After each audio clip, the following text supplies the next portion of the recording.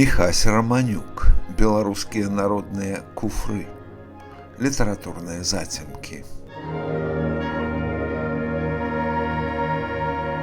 Распавяду вам пра сваю працу за мінулае кароткае лета, якую збольшага завершыў літаральна пару дзён таму.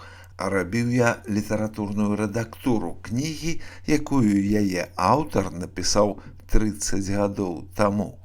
І праца заняла ў яго дзясяткі гадоў.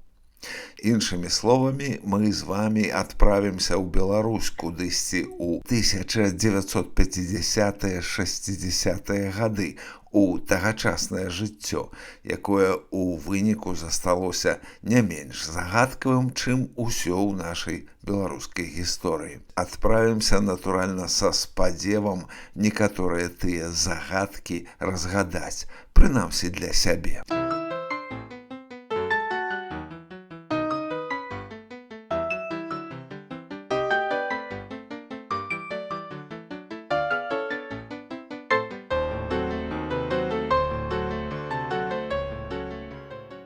Кніга, якую я рэдагаваў, называецца «Беларускія народныя куфры», і напісаў яе слынны этнограф Міхась Раманюк. Гаворка там ідзе пра куфар, і гэта першае выданне, цалкам прысвечанае беларускім куфрам. Трэба ведаць, што Міхась Раманюк увогуле быў першапраходцам і асноўныя свае працы рабіў упершыню, дыхтоўна, змястоўна і прыгожа. А пачалося ўсё з беларускіх народных строяў. Каласальная збіральніцкая, даследчыцкая і рэпрэзентатыўная праца Раманюка этапна завяршылася выданнем шыкоўнага альбому «Беларускае народнае адзенне». Напэўна, многія маюць гэты том у сваёй бібліятэцы. Для публікі гэта быў пачатак і адкрыццё тэмы, якая прыйшла ў беларускую культуру мноствам беларускіх народных строяў і ахапіла, запоўніла сабою самыя розныя сферы у модзе, тэатры, бізнесе, мастацтве, хобі.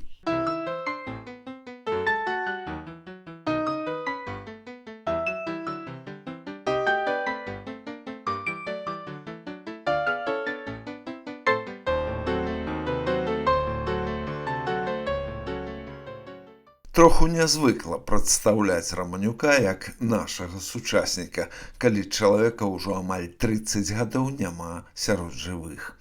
Тым не менш, я ўспрымаю яго як нашага сучасніка. Ён нарадзіўся ў Кавалях на Брагіншчыне, а ўжо ў 51-м сям'я пераехала на Койданаўшчыну ў Старынкі. Адрасы яго жыцця быццам уваскрашаюць ва ўяўленні колішнюю сядзібную або панскую Беларусь, дзе ўсе парадкі так ці інакш вызначаліся традыцыйным спрадвечным парадкам і правам, калі жыццём па ўсёй Беларусі кіравалі паважаныя арыстакраты. Аскеркі на Палессі ці радзівілы, а пасля ленскія ў Старынках, дзе Раманюк скончыў 7-гадовую школу.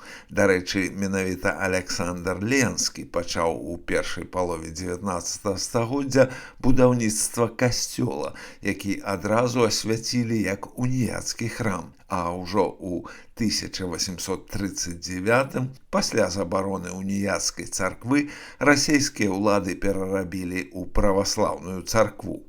Гэта важны этап агульнабеларускай гісторыі, ліквідацыя сваёй веры, уніі і захоп яе маёмасці расейскім праваслаўем, якая радком упісаная ў хроніку кожнага беларускага паселішча.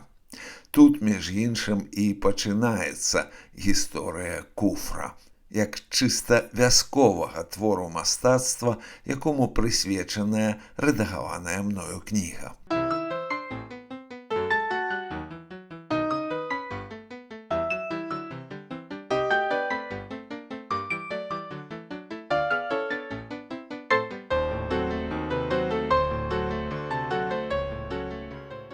У кожным разе Міхась Раманюк быццам асвяціў сваім з'яўленнем тыя беларускія вёскі, у якіх жыў, пра што цяпер сведчаць радкі Вікіпедыі. Дык вось, у Менску ён не толькі атрымаў адукацыю, але стаў вядучым мастацтвазнаўцам і этнографам Беларусі, што пацвердзіў і той выдадзены ў 1981 годзе фотаальбом пра беларускае народнае адзенне.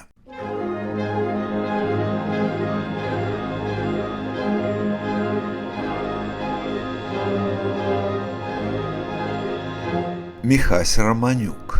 Беларускія народныя куфры. Літаратурныя зацемкі. Асабліва каштоўнае ў гэтай працы зробленае Раманюком раянаванне. Строі набылі прымацаваныя да іх геаграфічныя назвы, напрыклад, Кобрынскі строй ці Калінкавіцкі строй, Магілёўскі, Пухавіцкі, Лепельскі. Словам, беларусы ў той кнізе адразу шукалі натуральную вопратку ў тых раёнах, з якіх яны паходзяць, а ў наступных кнігах яны знаходзілі рэканструкцыі строяў, была нават адмысловая серыя паштовых марак Беларусі, прысвечаная народным строям. Міхась Раманюк тым часам заснаваў і ўзначаліў унікальны часопіс «Мастацтва Беларусі». Таксама ён, ужо як прафесар, кіраваў катедрай гісторыі і тэорыі мастацтваў у Беларускай акадэміі мастацтваў, а ў 1996 адкрыў персанальную выставу у Нацыянальным мастацкім музеі. Яна называлася «Беларускі нацыянальны касцюм».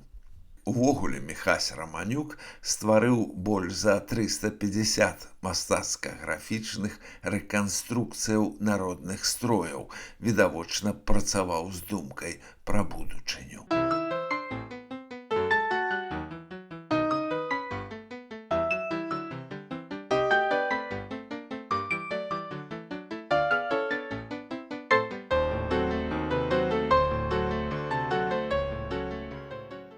Я быў знаёмы з Міхасём Раманюком як з апекуном нашай студэнцкай майстроўні. Людзі старэйшага пакалення, якіх аб'ядноўваў асяродак на Паддашку, дбалі пра наступнае беларускае пакаленне тагачаснай моладзі.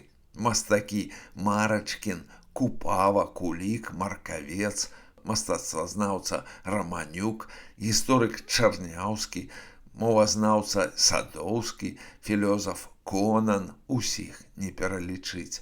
Яны напоўніцу ўдзельнічалі разам з намі ў адраджэнні традыцыйных святаў. І гэта быў дзівосны і шчаслівы час.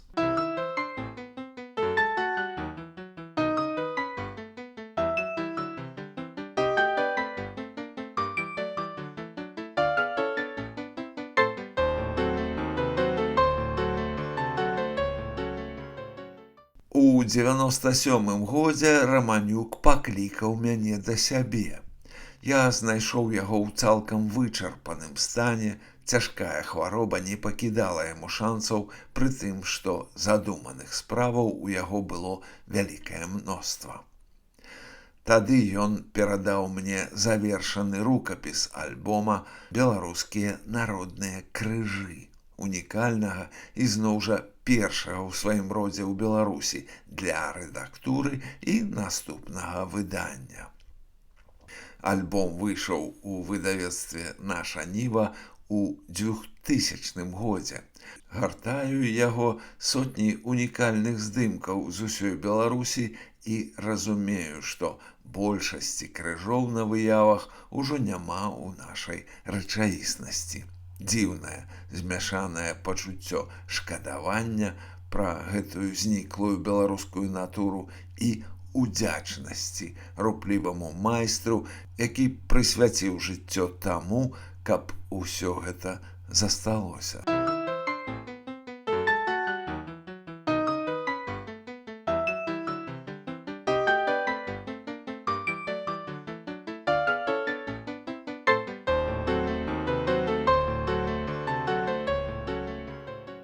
Куфар я памятаю з хаты маіх бабы і дзеда у двухпавярховым драўляным доме, які стаяў у самым цэнтры Мазыра на гарадскім рынку.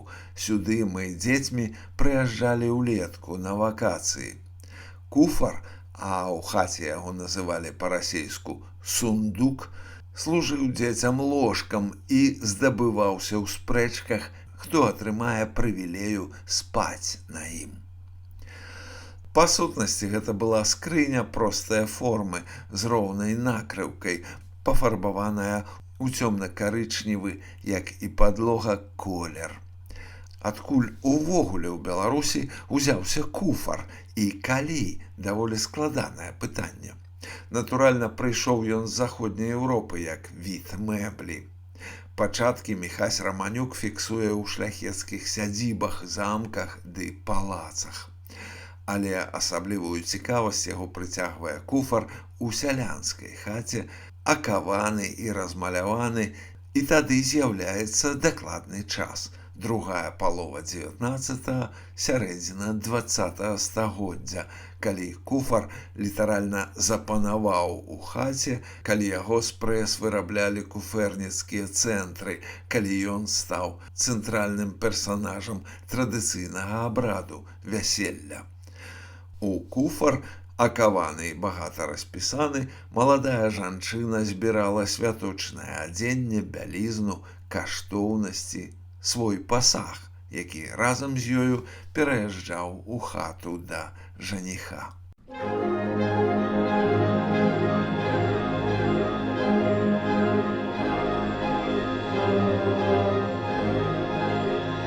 Міхась Раманюк. Беларускія народныя куфры.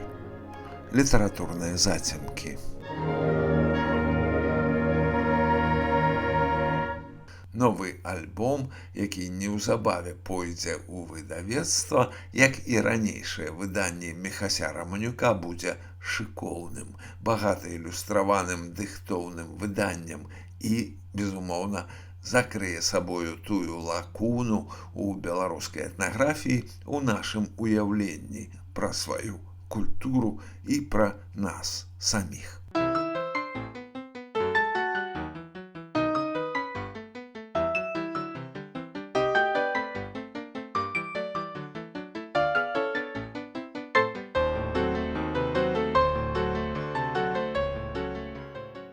Куфар меў прэстыжнае значэнне як паказчык дастатку сям'і, піша Міхась Раманюк, а ў тых выпадках, калі сама гаспадыня размалёўвала свой вясельны куфар, ён быў сведчаннем яе ўмельства, густу, працавітасці. І хоць у шырокі ўжытак куфар увайшоў параўнальна позна, як для народнага мастацтва, тым не менш кожная сям'я лічыла абавязковым, а не толькі модным, набыць свой куфар. У гісторыі беларускай вёскі ён выконваў або выконвае шэраг функцый, найперш утылітарную і эстэтычную, а таксама абрадавую, магічную, паказваў на сямейнае становішча, саслоўную, этнічную прыналежнасць. Падчас экспедыцый у блізкія і аддаленыя раёны Беларусі намі зафіксавана больш за 1000 прыкладаў скрынкавых формаў мэблі, атрыманая каштоўная інфармацыя ад іх стваральнікаў, апісаны працэс стварэння і бытавання, адлюстраванае месца куфра ў традыцыйных абрадах у натуральным асяроддзі сялянскай хаты. Канец цытаты. Навуковая фармулёўка ў Раманюка гучыць так. Слова «куфар» паходзіць ад нямецкага «кофер». Калі паняцце скрыня ўключала ў сябе самыя разнастайныя, вядомыя з глыбокай старажытнасці скрынкавыя пасудзіны, то куфар з'яўляецца выключна разнавіднасцю рухомай мэблі, часта абрадавай. Прычым у беларусаў гэта мэбля сялянская, часта багата аздобленая, якая, пачынаючы з другой паловы 19 стагоддзя, трывала ўвайшла ў побыт. Факт позняга распаўсюджання куфраў у сялянскім побыце пацвярджаецца не толькі палявым матэрыялам, але і ускосна пісьмовымі крыніцамі. Напрыклад, у слоўніку беларускай мовы Івана Насовіча куфар увогуле не згадваецца. Не разглядаецца ён і выдатным польскім этнографам і гісторыкам Зыгмунтам Глогерам у старапольскай энцыклапедыі. Тэрмін куфар адсутнічае ў шматлікіх энцыклапедыях дэкаратыўнага мастацтва народаў Еўропы. Сам тэрмін стаў ужывацца з моманту распаўсюджання формы, якая пранікала на тэрыторыю Польшчы і Вялікага княства Літоўскага. У адных месцах ён замяніў слова скрыня, а ў другіх, наадварот, тэрмін скрыня перайшоў на куфар. У трэціх, скрыня і куфар ужываліся адначасова ў шырокім сэнсе, азначаючы дашчаную скрынкавую форму.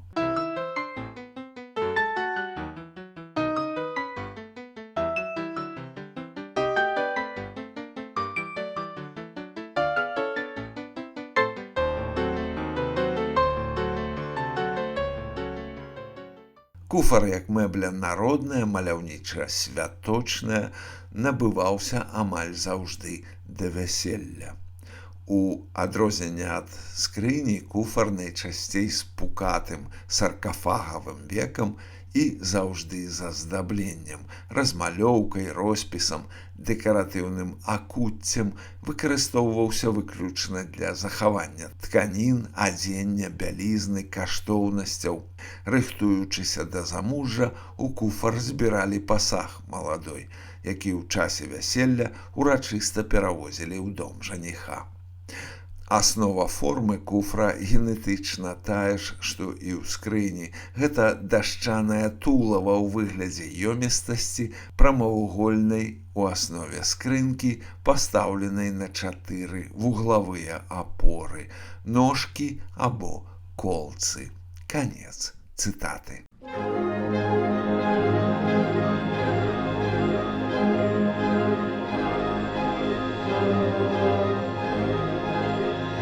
Міхась Раманюк. Беларускія народныя куфры. Літаратурныя зацемкі. Раманюк памёр тады ж, у 97-м. Паводле яго запавету пахавалі яго ў старынках. Паставілі на магіле густоўнай аўтарскай працы драўляны крыж. Па сутнасці, варты знак вікіпедыяўскай увагі. Адначасова трэба сказаць, што сама вёска старынкі паволі знікае з зямлі. Яшчэ можна знайсці ў інтэрнэце, што галоўная і бадай адзіная славутасць вёскі – руіны царквы святых Пятра і Паўла, той самай пераробленай у праваслаўную царкву з уніяцкай святыні у стылі позняга класіцызму, які ўзвёў калісьці Аляксандр Ленскі. Літаральна днямі пра гэта напісала наша Ніва, цытую. Мясцовыя ўлады прызналі законным рашэнне аб продажы пад знос руін мураванага храма у вёсцы Старынкі Дзяржынскага раёну, спаслаўшыся на аварыйны стан аб'екта. Тое, што не здолелі зрабіць вайна і савецкі ваяўнічы атэізм, сёння паспяхова дарабляе бюракратычная машына ў імя навядзення парадкаў на месцах. Канец цытаты.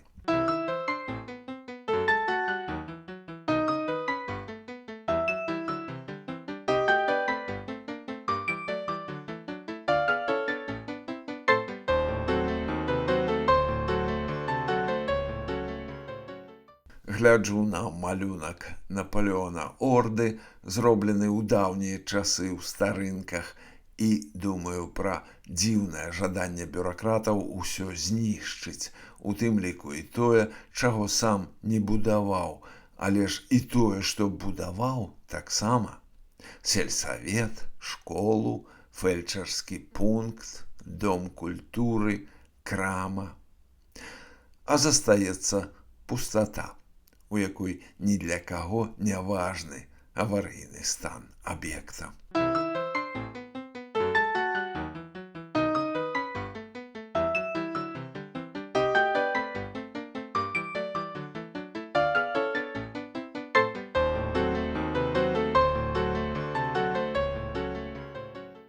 Альбом і манаграфія Міхася Раманюка «Беларускія народныя куфры» пабачыць свет ізноў будзе новым шыкоўным адкрыццём, што правакуе на розныя беларускія пытанні. Напрыклад, пра зафіксаваны Раманюком росквіт беларускага куфэрніцтва, мноства выдатных майстроў і мастакоў, якія з'явіліся і развіліся ў Беларусі ў самыя страшныя часы сталінскіх парадкаў, Другой сусветнай вайны і пасляваенны час. Куфэрніцтва праіснавала да 1960-х гадоў. У некаторых куфэрніцкіх цэнтрах ім займаліся цэлыя вёскі, бо выраб куфраў прыносіў нядрэнны, а часта і адзіна магчымы даход. Але змяніўся час і прасцей стала набыць мэблю ў краме заводскай вытворчасці.